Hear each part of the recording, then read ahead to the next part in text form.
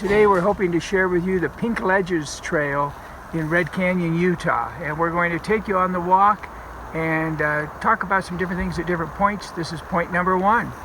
So point number one is just to talk about the beauty of this area is this red sedimentary layer and the white sedimentary layers. But capping them off here, if you look up on top, is a black layer of basalt. We have that in some areas in Oregon as well. And it's a strong igneous stone that comes from volcanic activity, which in this case followed the formation of the lower sedimentary colorful layers.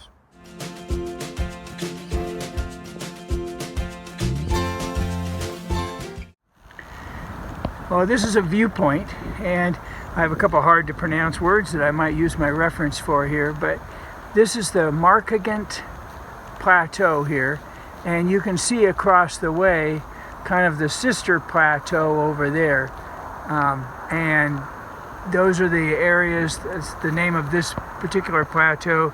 The Red Canyon is carved into the Paunsaugunt Plateau, and also right on the horizon you can see the cinder cones from volcanic active volcanoes, perhaps within the last 10,000 years.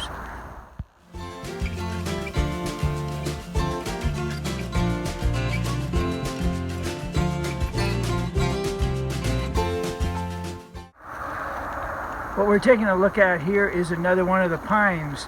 This one is the limber pine, and this one happens to be in a forest setting. I want to show you why it's called the limber pine. Very flexible, and things move easily.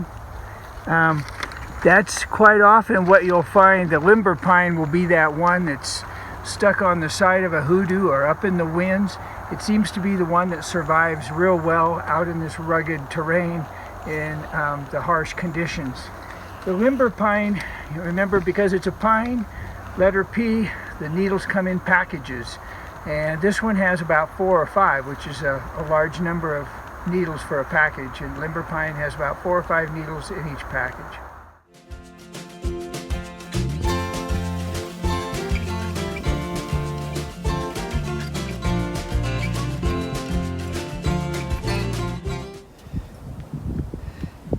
We're looking at here a plant called the greenleaf manzanita. And a long time ago, the Indians actually used the leaves for stomach ailments. The name actually is a Spanish word. The greenleaf manzanita translated is little apple, because it gets little tiny fruits. Right now, being that it's just the end of April, there's a few small blossoms, no fruit yet.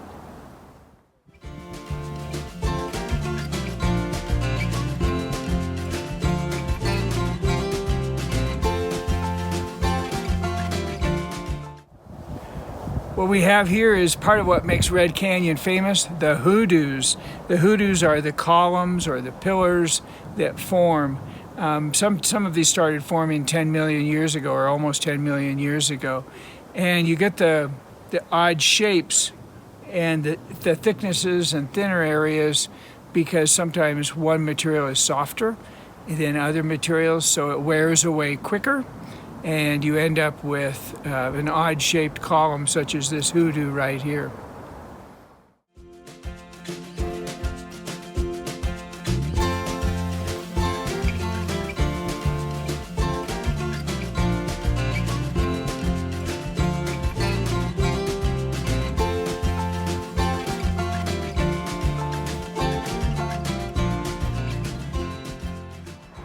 Pulled my hat off here because of the wind.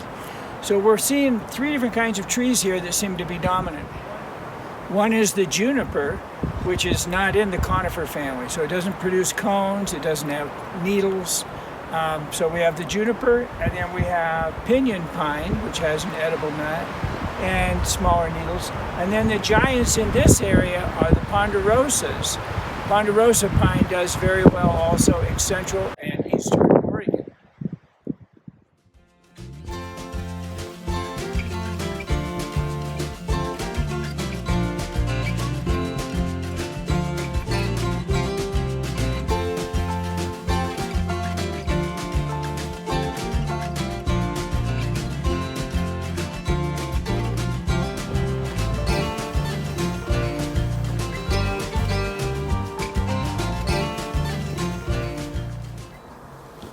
Here at spot 7, they want us to take note of this tree here. This is a Douglas fir tree, which might, for some of you, be a very familiar name. In lumber production, this is like #1 in Oregon and in the Pacific Northwest. Kind of struggles here. The needles are shorter. But they wanted us to take a close look at the cone here. So take a look at the cone. And the little bracts, they're called bracts, B-R-A-C-T-S, that come out of the cone are quite unique. You won't find them in other pine cones or other fir cones. They look like the back end of a little mouse.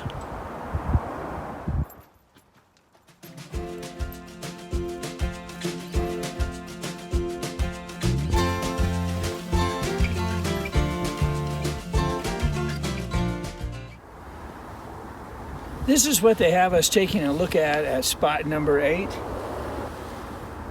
It's this concrete type material. I'm going to step back into the sun so you can see me better a little bit.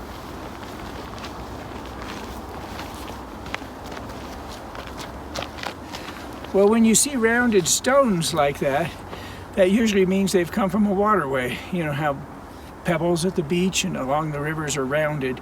Well, here they're rounded, and they've actually traveled about 200 miles to get to this location from a mountain range that kind of bordered what's now Nevada and Utah.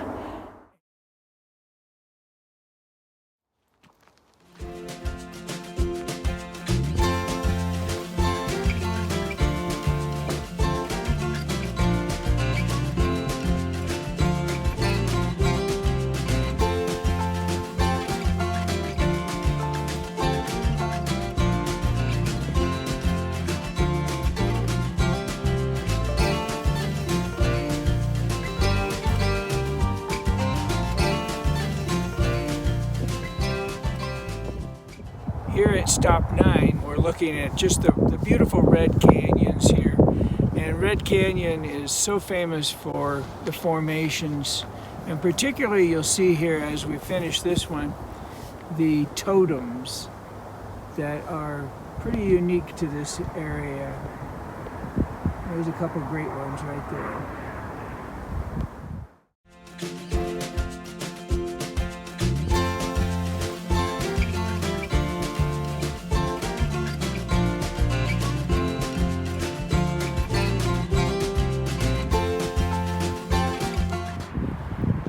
In the number 10 location, it points out some of the plants that are in the area. We have the ponderosa pine and the yucca, the Rocky Mountain juniper, and also the Oregon grape, which was kind of fun for us to see. We see Oregon grape thriving, of course, in Oregon, but we have seen it a few times while we've been here in the Southwest.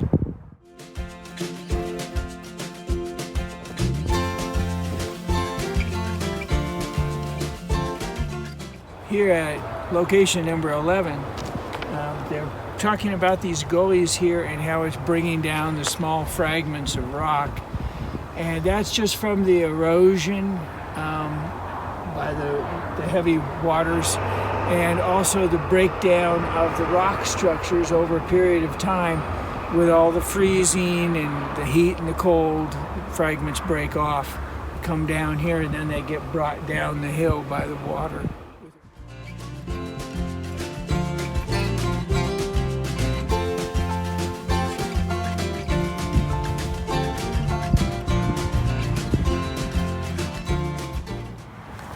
Okay, we're at point number 12 here, so what it's telling us on our little guide map is that the pine here has a scratch in it, a big scratch, and that's from one of the porcupines in the area. And when they're foraging for food, when food is scarce, they'll sometimes go into the bark of the trees. And we're also aware there are a number of pinyon pines, and the pinyon pines have 2 needles coming out of each little packet. That's one way to identify them. And they produce an edible nut, and that was actually a staple for the Native Americans in the area when food was scarce.